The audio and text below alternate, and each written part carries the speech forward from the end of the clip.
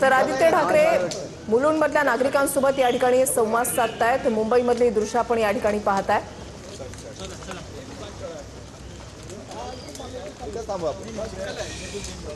मुलुंडमधल्या नागरिकांसोबत आदित्य ठाकरे यांचा संवाद। तरुण नेते जे आहेत ते ग्राउंडवर उतरून लोकांसोबत संवाद साधत असल्याच्या आताच्या घडीच्या या बातम्या आपण या ठिकाणी पाहताय। पुण्यामध्ये एकीकडे राहुल गांधी हे जेनझींसोबत आज संवाद साधणार आहेत, तर इकडे आदित्य ठाकरे हे मुलुंडमध्ये आलेले आहेत। नागरिकांसोबत ते संवाद त्यांचा सुरू आहे।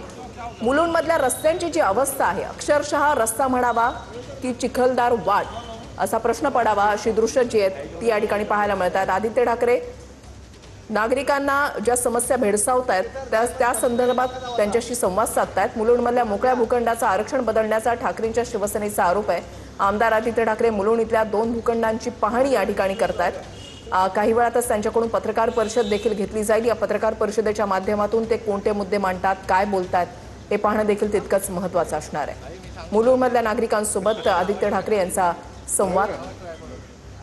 भूखंडांचा मुद्दा हा गेल्या काही दिवसांपासून चर्चेला जातोय, त्याच अनुषंगानं आदित्य ठाकरे यांचा हा दौरा।